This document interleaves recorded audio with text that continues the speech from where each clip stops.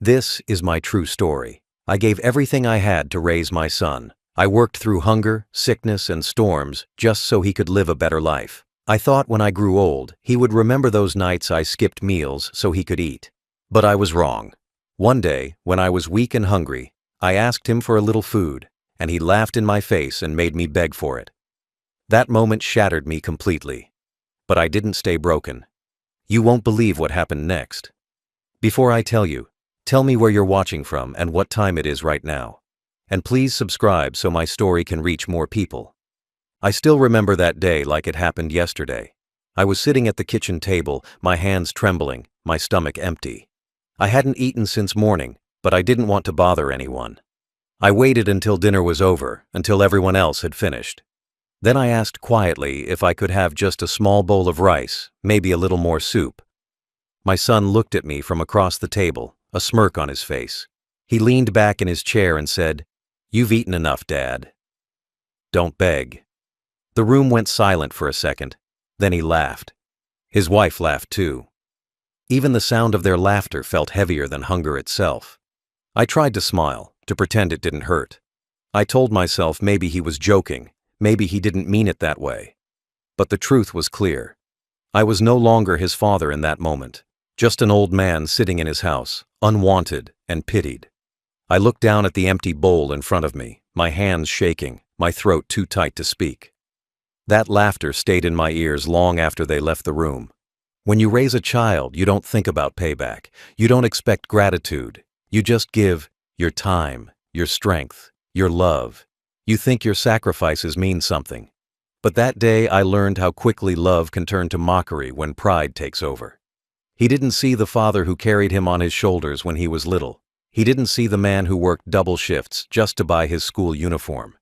He only saw an old man, tired and weak, who no longer had anything to offer. After they went to their room, I sat there for a long time, staring at the cold rice stuck to the side of the pot. I didn't touch it. I didn't eat. The hunger in my stomach was nothing compared to the hunger in my heart. The hunger to still be respected, to still be seen as someone who mattered. It was the kind of pain that didn't make noise, the kind that just sits inside you and burns slowly. That night, I slept on the couch. I could hear them laughing from their room, probably talking about me again. I tried not to listen, but the walls have a way of carrying words you wish you couldn't hear. "He's so dramatic," I heard her say. "Maybe he should go live in a home." And my son didn't stop her. He didn't defend me. He just laughed. I turned toward the wall, covering my face with the blanket, and cried quietly. Not because of hunger, but because I realized something I had never wanted to admit. I had become a burden in my own child's eyes. The same child I had once called my reason to live now looked at me like I was something to be ashamed of. I wanted to leave right then, but I had nowhere to go. So I stayed. Not out of choice, but because my body had grown too weak to start over. Every morning I woke up before them, made tea, cleaned the kitchen, pretended not to notice when they ignored me. I thought maybe, someday, he would soften again, remember who I was, what I did for him. But that day never came. That small bowl of rice became a wall between us. It wasn't about food anymore. It was about dignity. And when a father has to beg his own son for food, something inside him dies. I didn't know it then, but that humiliation would become the start of everything that followed. The same shame that broke me that night would one day become the reason people all over the country would know my name. That night, after they went to sleep, I sat alone in the dark kitchen. The moonlight came through the window and hit the table where I had begged for food hours before. My body was weak, but my mind was awake. I kept replaying his words. "Don't beg." Over and over, like a wound that wouldn't close. I tried to understand how my own son, the boy I once carried through storms, could look me in the eye and say that to me. I had fed him with my hands when he was a baby. I had given up meals so he could eat. And now, when I was hungry, all I got was laughter. The pain wasn't just inside me. It lived in every breath I took after that day. I could feel it when I tried to sleep. I could feel it when I looked at my hands, rough and scarred from decades of work. These were the same hands that built his childhood, that fixed his shoes, that built the table we used to eat at together. But now, those same hands were shaking from weakness, unwanted, unseen. For years, I had stayed silent when he insulted me. It started small, a joke about how slow I walked, how I repeated stories, how I didn't understand his new world. Each time I laughed along, pretending it didn't sting. I thought it was normal, that young people today were just different. But slowly, the jokes turned into open disrespect. He stopped listening to me altogether. My advice was old-fashioned. My presence was in the way, and I told myself it was okay, because he was my son, because I loved him. But that night, something changed. The laughter didn't sound like teasing anymore. It sounded cruel, cold, final. It felt like the sound of a door closing forever. I didn't cry loud, I didn't scream, I just sat there, empty. You reach a point in life where pain becomes quiet, where it stops shouting and starts whispering. You've been forgotten. That's what I felt that night. Forgotten. I thought about the years I spent working 2 jobs just to buy him a bicycle. I thought about how he used to run to me after school shouting, "Dad," with that big smile on his face. I thought about how proud I was the day he graduated, even though I had to sell my watch to buy his graduation suit. I thought about how I used to imagine that when I got old, he'd take care of me the same way I took care of him. But dreams don't always survive reality. The next morning, I couldn't look at him. He sat at the table with his wife, talking about work, about money, about how expensive everything was. I was invisible again. I didn't eat. I didn't speak. I felt like a stranger in my own home. Every sound felt sharp, the clinking of dishes, the creak of the chair, even his voice. It all hurt. Not because of the noise, but because of what it meant. It meant I didn't belong anymore. That was when I realized the worst part of growing old isn't the sickness or the weakness. It's the loneliness that comes when the people you love start looking through you instead of at you. It's when you're still alive, but treated like you're already gone. That pain stayed with me, heavy like a rock in my chest. It followed me through every day that came after. I tried to forget, but I couldn't.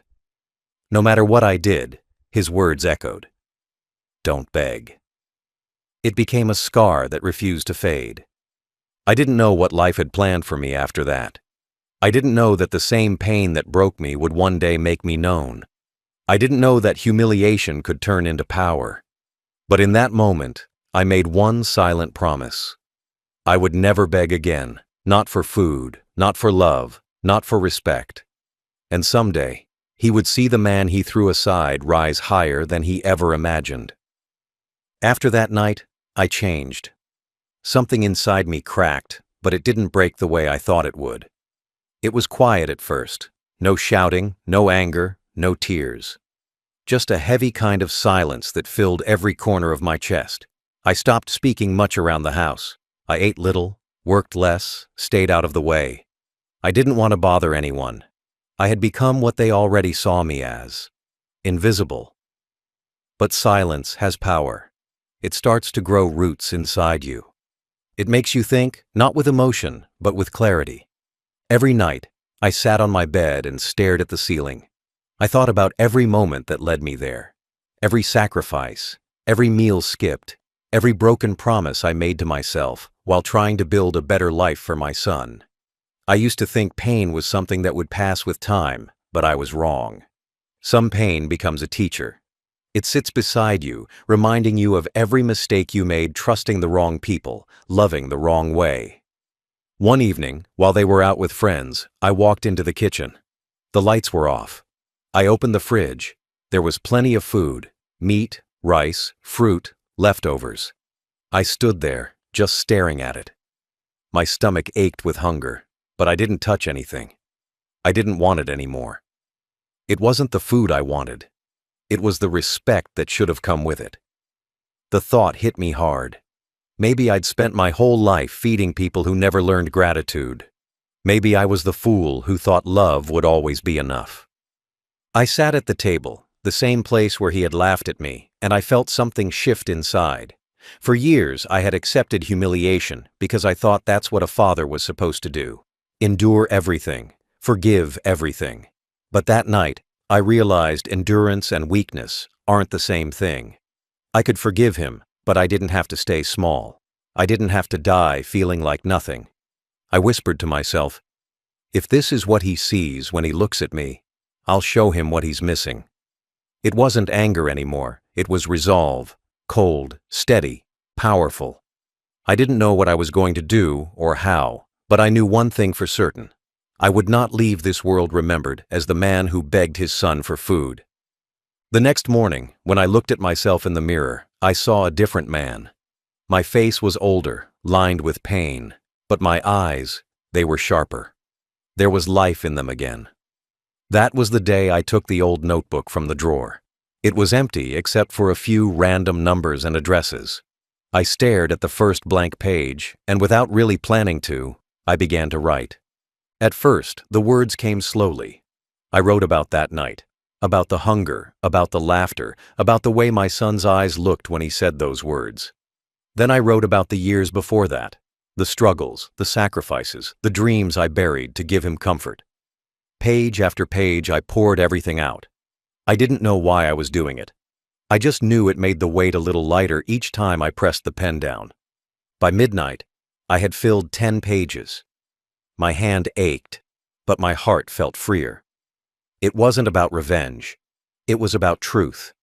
About putting into words the life of a man the world had ignored. I didn't plan for anyone to read it. I just wanted my story to exist somewhere, even if it was only on paper. That night, for the first time in a long time, I slept peacefully. The pain was still there, but it had changed shape. It wasn't crushing me anymore. It was building something inside me. I didn't know then that this small act, this simple notebook, would change my life forever. But that was the moment everything began. The moment I stopped being a victim of my son's cruelty and started becoming something else. Something stronger. The journal became my only friend. Every night when the house was quiet and everyone was asleep, I would sit by the window with a small candle and that old notebook. The light flickered weakly, but it was enough to see the page. I didn't write like a man chasing a dream. I wrote like someone trying to survive. The words came out raw, heavy, sometimes shaking with anger, sometimes with tears. Each line carried a piece of my pain, a memory I couldn't say out loud. I wrote about my childhood, about how I started working at 13, about the hunger I knew even before I had a family of my own. I wrote about the first day I held my son in my arms, the joy I felt, and how I promised myself I'd never let him go hungry. And then I wrote about how, in the end, that same child told me not to beg. At first, it hurt to relive everything. Some nights I had to stop because my hands were trembling too much. Other nights, I cried so hard the ink smeared across the page. But I kept going, because the more I wrote, the more I began to understand myself again. I had spent so long trying to be a good father that I had forgotten I was still a man who felt, who hurt, who mattered. I started keeping a routine. I would wake up early, do the small chores around the house, and when everyone left, I would take the notebook out and read what I had written the night before. Then I'd add more. Sometimes I wrote about little things, the smell of my wife's cooking back when she was alive, the sound of my son's laughter when he was a boy, the pride I felt when he got his first job. And then I wrote about how that pride turned into silence, how the same laughter became cruel, how love turned into shame.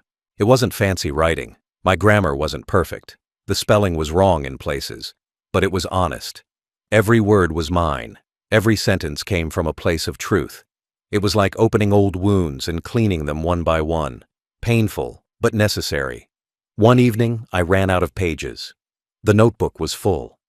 I sat there staring at the last line I had written. He laughed when I was hungry.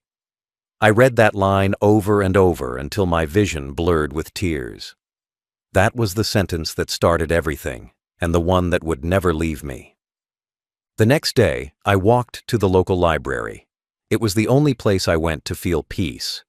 The librarian, a kind woman in her 50s, noticed the notebook in my hand and asked what it was.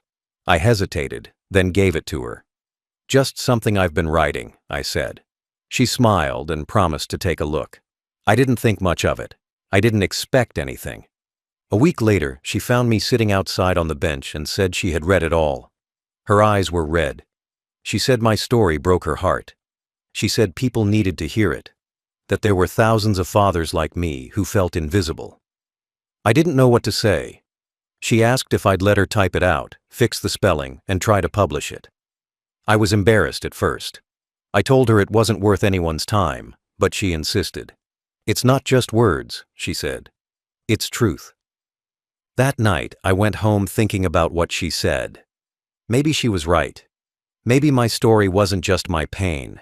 Maybe it was something bigger, something that could make people think before they laughed at someone weaker. So I agreed. She spent the next few weeks typing every page, word for word. She didn't change my tone, just cleaned it up. And then one day, she handed me a printed copy. A book with a title she had chosen. A Father's Journal. My name was on the cover.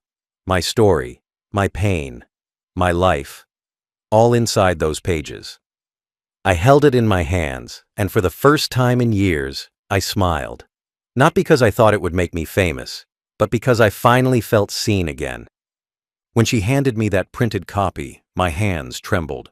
I had never seen my name on anything before. All my life I'd signed bills, receipts, payslips, but this was different. This was mine, my story, my pain, my truth. I couldn't believe it. I took it home carefully, like it was something fragile. That night, I sat at the table, turned the pages slowly, and read my own life like it belonged to someone else. I could still hear his laughter between the lines, but for the first time, it didn't hurt as much. It felt lighter, like the pain had somewhere else to live now, inside those pages instead of inside me. A few days later, the librarian called. She said she had shown my story to a small local publisher. They wanted to print a few hundred copies. I didn't know what to say. I wasn't an author. I was just an old man who had written down his pain. I told her I had no money to pay for anything, but she said I didn't need to. "They'll cover the costs," she said. "They believe in it." I hung up the phone and sat there in silence, unsure if I should be happy or scared. That night, I couldn't sleep. I kept thinking, what if people laughed? What if they said it was pathetic? What if my son saw it and mocked me again? But then another thought came. What if someone out there read it and understood? What if some other father, sitting in silence like I once did, found comfort in my words? That idea gave me courage. I decided to say yes. The publisher called me in the next week. I walked to their office in my old shirt and worn shoes, feeling completely out of place. But they welcomed me like I mattered. They treated me with respect, something I hadn't felt in years. They showed me the cover design. It was simple, white with bold black letters. A Father's Journal, the story of pain and forgiveness. I stared at it for a long time, unable to speak. Then, with a shaky voice, I said, "Print it." It took a few weeks for the first copies to be ready. The librarian called again when they arrived. When I walked in and saw them stacked neatly on the counter, my heart felt strange, heavy and full at the same time. She smiled and said, "You did this." I wanted to tell her no, that pain did this, that loneliness did this, but I just nodded. I picked up one copy and held it to my chest. It was the first time I'd ever felt proud of myself without needing anyone else's approval. When the books started to appear on shelves, I didn't think much of it. I assumed no one would notice. But then something unexpected happened. People started reading it. People started talking about it. The librarian called again and said they had run out of copies in less than a week. The publisher called too. They needed to print more. Letters began arriving from strangers who said my words made them cry, who said they saw their own fathers in my story. Some said it changed the way they treated their parents. I read each letter slowly, tears filling my eyes. All those years of silence, all those nights of humiliation, they had turned into something powerful. That was when I made the decision. I wasn't going to hide anymore. I wasn't going to let shame silence me. For years I begged for food, for love, for respect, Now, people wanted to hear me. So when the publisher asked if I'd attend a small book event to talk about my story, I said yes. My voice might have been small, but my story wasn't. I owed it to every father who had been forgotten, every old man who sat alone wondering if his life meant anything. I didn't know that saying yes would change everything, that it would take me from being the man who begged at his son's table to the man whose words would make people stand in line. But that was the moment. The moment I chose not to be a victim anymore, but a voice. The day my book was released publicly, I didn't expect anything. I didn't tell anyone about it, not even my son. I thought maybe a few people would read it, maybe a few would forget it. But life has a strange way of turning quiet stories into storms. Within days, something started to happen. Messages, letters, even strangers coming to the small library asking to meet me. The librarian called me again and said, "Your story is spreading, sir." People are crying when they read it. I didn't know what to say. I just sat there, clutching the old phone in disbelief. For so long, my words meant nothing to anyone. And now, people were listening. A local journalist came to see me. He said he'd read the book and wanted to write an article about me. The father whose pain became a lesson. I didn't think much of it, but he insisted. He took a photo of me holding the book, sitting at the same kitchen table where my humiliation had once begun. The article came out 2 days later. It spread faster than I could ever imagine. Within a week, national papers were printing my story. They called me the father who forgave, though they didn't know the truth. I hadn't forgiven anyone yet. I had only learned how to survive without hate. Soon, the publisher called and said, "We need you to come to the city. Your book is selling everywhere." I hesitated at first. I didn't want attention. I was just a tired old man who had turned pain into words. But something inside me said to go, not for fame, but for meaning. So, I went. They brought me to a small TV studio where they interviewed me about my life. I told the truth, about hunger, about loneliness, about what it feels like when your own blood turns cold toward you. I spoke slowly, simply, honestly. I didn't need fancy words. Pain speaks for itself. After the interview aired, everything changed. People from all over began sending messages. Young men apologizing to their fathers, daughters writing about their mothers, families saying they sat together and cried after watching it. My book sold faster than the publisher could print it. They called me a best-selling author. I didn't even know what that meant at first. I didn't care. All I knew was that my voice, the voice no one wanted to hear, now echoed in thousands of homes. The same week, the city mayor invited me to speak at a charity event about family and forgiveness. I stood on that stage, my hands trembling, staring at a crowd of hundreds. They clapped when I walked in, but I didn't feel proud. I felt humbled. I spoke about what it means to grow old in a world that forgets you. I told them how it feels to be hungry in your own house, to be invisible at your own table. And when I finished, people stood and clapped. Some cried. Others just nodded quietly. It wasn't applause for me. It was for every father who had suffered in silence. That night, I went home to a hotel room they had booked for me. It was small but clean, and when I looked in the mirror, I saw a man I barely recognized. Not because I looked different, but because I finally saw value in the reflection. For years, I thought my life was over the moment my son turned away from me. But now, I realized that pain can be a beginning too. A week later, my publisher called with news that made my hands shake again. My book was being translated into 3 languages. "You've become an international author," he said. I laughed softly. A few months earlier, I was the man who begged for food. Now people wanted my words in their homes. Life truly has its own justice, quiet, slow, but sure. And somewhere in the middle of all that noise, I felt something I hadn't felt in years. Peace. Not revenge, not pride, just peace. I didn't need to prove myself to anyone anymore. My story had done that for me. But the biggest moment was still ahead. The day I would see my son again. The day he would stand in front of me, not as my child, but as a stranger waiting in line. It was 2 days after my first television interview that everything came full circle. The publisher had arranged a public book signing in town. A simple event, nothing grand, just me sitting at a small table in the community hall with piles of books beside me. I didn't expect many people to come. I thought maybe a few readers would stop by, say hello, and leave. But when I arrived, my heart stopped. The line stretched outside the building. Dozens of people, young and old, holding copies of my book, waiting for a moment of my time. Some had tears in their eyes. Some just smiled. They weren't looking at me with pity. They were looking with respect. It was a feeling I had forgotten existed. As I sat down at the table, I tried to steady my hands. People began coming up one by one. A woman hugged me and said my book made her call her father again.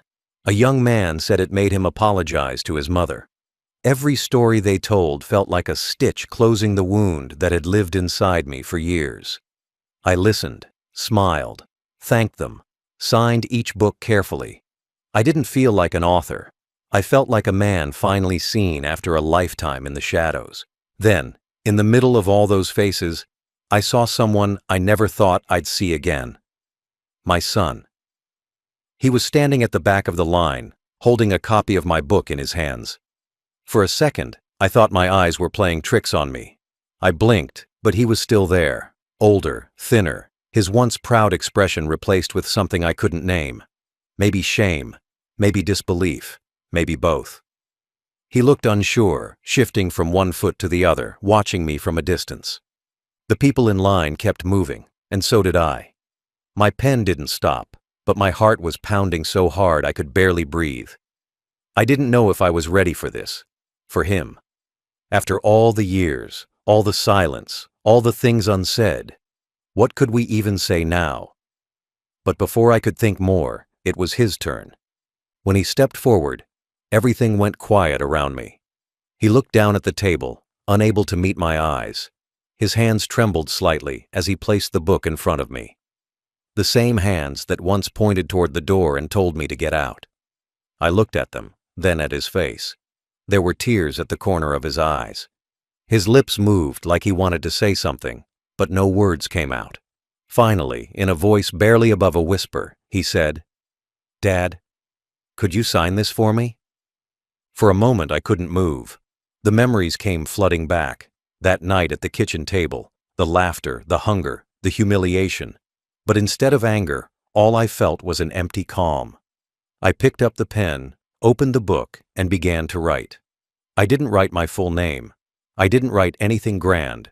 I just wrote 3 words that came from the deepest place in my soul. God remembers everything.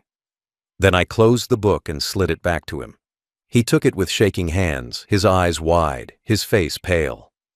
I didn't look at him again. I just moved to the next person in line and smiled, as if nothing had happened. But inside, I could feel something breaking. Not in pain this time, but in release.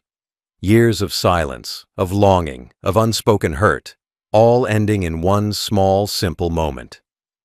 As he walked away slowly, I saw his shoulders tremble. I don't know if he cried. I didn't need to know.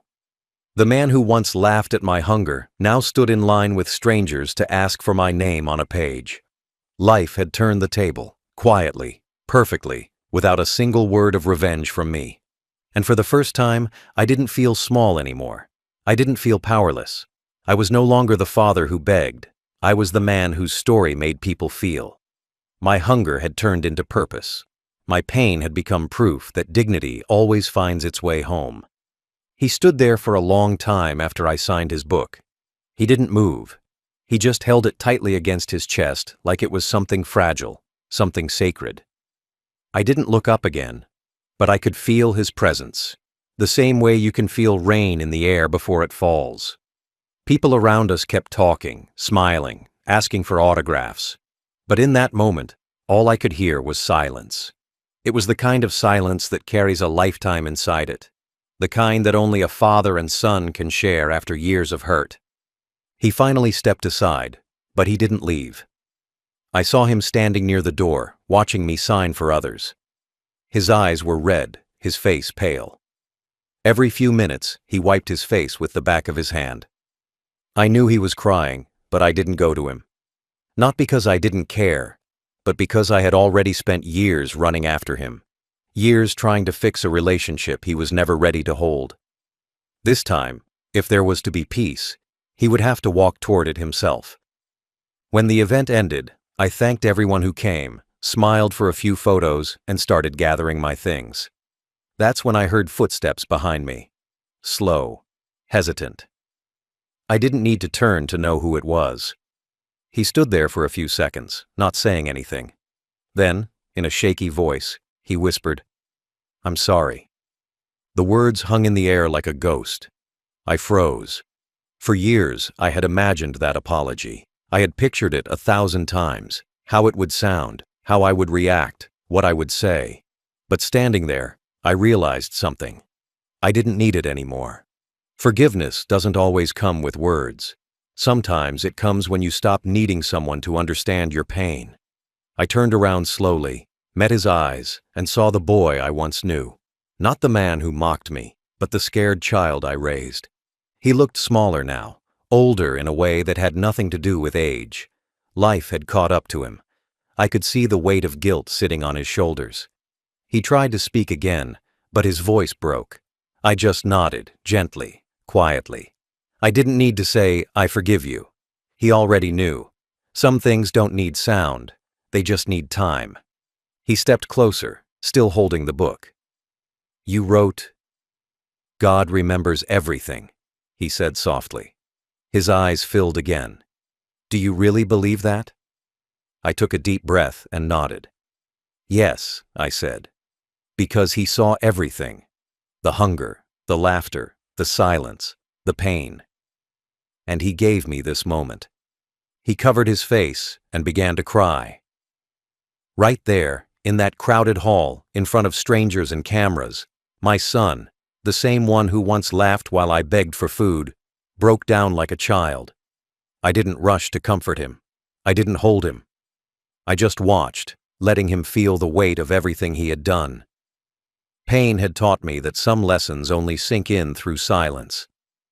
After a while, he took a step back and whispered, "I'm proud of you." Those words, simple as they were, hit harder than all the insults he'd ever thrown at me. Maybe because they came too late. Maybe because I had already stopped needing them. I just smiled faintly and said, "Take care of yourself." That was the last thing I said to him that day. He nodded, still crying, then turned and walked away slowly. I watched him disappear into the crowd, and for the first time in years, I didn't feel abandoned. I felt free. The circle was complete. The boy who once denied me food had now stood in line for my name. The same hands that threw me out of his life now held my story like a treasure. I packed my pen and closed the book.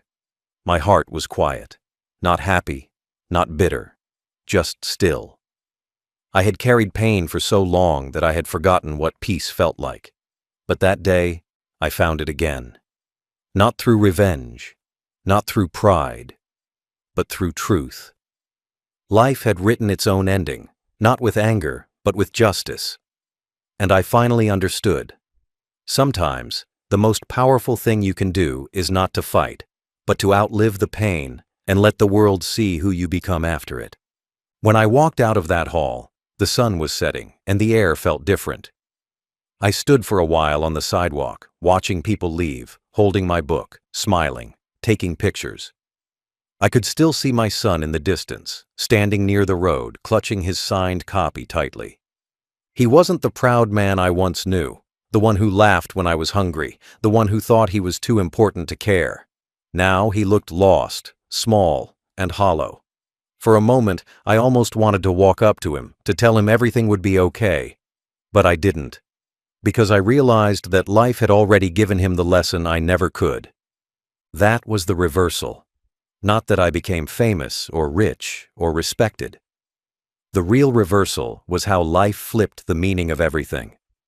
I used to beg for food from the same son who was now starving for forgiveness. I used to be invisible in my own home, and now strangers lined up for my words.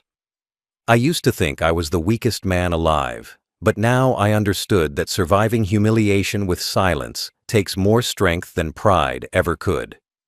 He once thought success made him powerful, but he was wrong. Power isn't what you hold, it's what you endure. In the weeks after the book signing, my story spread even further. I was invited to speak at schools, old-age homes, even television programs. Each time, I spoke about what it means to love someone who forgets your worth. People cried. Some stood up to clap. But what stayed with me most were the quiet moments afterward. When someone would walk up, hold my hand, and whisper, "Your story is mine too." That was when I realized it was never really about revenge. It was about showing that pain can be turned into purpose, even when no one believes in you. Then one day, I got a message from my son. It was short, just a few lines. He said he'd quit his job, that he couldn't walk through the city without people recognizing him as the man from the book. He said people looked at him differently now, not with respect, but with pity. He said he deserved it. I didn't reply. Not because I hated him, but because I finally understood that his suffering wasn't my responsibility anymore. For years, I carried the guilt of being useless. Now he carried the weight of those words instead. Life had finally balanced the scales. A few weeks later, he showed up at one of my book events again. This time, he didn't bring a book. He just stood at the back, listening. When I finished speaking, he came up to me quietly and said, "I don't want anything, Dad. I just wanted to listen." I nodded. There was nothing more to say. I think that's when he truly realized what respect means. Not fame, not money, but standing silently in the presence of the person you once broke. After that, I didn't see him much. I didn't need to. I knew life would continue teaching him, the way it taught me. And as for me, I finally had peace. I lived simply, no luxury, no servants, just my pen, my notebook, and a small apartment filled with books. Sometimes I'd wake up in the middle of the night, thinking about those cold nights on the bench when I was hungry and forgotten. But instead of pain, I felt gratitude. Because without those nights, I would never have written a single word. The world now called me inspiring, but I knew the truth. I was just an old man who refused to let cruelty destroy him. That was my victory. My revenge wasn't in hurting anyone. It was in becoming someone no one could ignore. And the greatest irony of it all? The same son who once called me weak had now become my reader. He might never say it out loud, but I know. Every time he opens that book, he sees himself on those pages. He sees the pain he caused, the love he threw away, and the father who rose from the dust. That's what true reversal looks like. Not a loud ending, but a quiet justice, when the one who broke you is forced to learn from the pieces. Justice didn't come like thunder. It came slowly, quietly, the way dawn replaces darkness, soft, steady, unstoppable. I didn't wake up one day feeling victorious or proud. I just started noticing the silence inside me. The anger was gone. The shame was gone. All that remained was peace, the kind that comes when you stop waiting for people to value you and start valuing yourself. For years, I thought justice meant watching my son suffer the way I did. But true justice wasn't about revenge. It was about knowing that I survived everything meant to destroy me, and became something greater because of it. People asked me if I ever forgave my son. I never gave them a simple answer, because forgiveness isn't a moment. It's a process. There were nights when I'd lie awake remembering his laughter when I begged for food. It still hurt. There were days when I'd see families walking together and wonder what it would feel like to be loved again. But then I'd walk into a bookstore, see my book on the shelf, and remember that I turned pain into something people could learn from. I forgave him, not because he deserved it, but because I deserved peace. My son tried to come back into my life again later. He sent letters, messages, even visited my building once. He said he wanted to make things right. But by then, I had learned a truth most people never understand. You can't rebuild a house that was burned by pride. You can forgive, but you can't pretend the fire never happened. So, I kept my distance. I didn't hate him. I simply no longer needed him to define my worth. That was the justice I never saw coming. Years passed, and my book became something bigger than I could have imagined. Schools used it to teach lessons about empathy. Old age homes kept copies for residents who felt forgotten. People from around the world sent me letters calling me a father figure they never had. I would sit alone in my small room, reading those words with tears in my eyes, realizing that the son who rejected me made me a father to millions. Life has a strange sense of irony. It takes away one thing only to give you something greater in return. One day, I got a package in the mail. It was from my son. Inside was his own book, a small one, with a handwritten dedication on the first page. To my father, the man I broke, and the man who taught me what strength really means. I didn't cry when I read it. I just closed the cover and whispered, "It's enough." Because that was the final piece. That was the circle closing. He had finally learned. Now, when I look back at everything, the hunger, the humiliation, the laughter, the pain, I don't see tragedy anymore. I see purpose. Every cruel word, every sleepless night, every empty plate, they built me. They carved something unbreakable inside me. I used to think being a father meant protecting your child from pain. But now I know. Sometimes being a father means letting them fall and standing strong enough for them to see what they lost. The world called me successful because of my book. But success wasn't the money or the fame. Success was sitting in silence and knowing I no longer needed anyone's approval to feel alive. Success was realizing that I had become everything they said I couldn't be.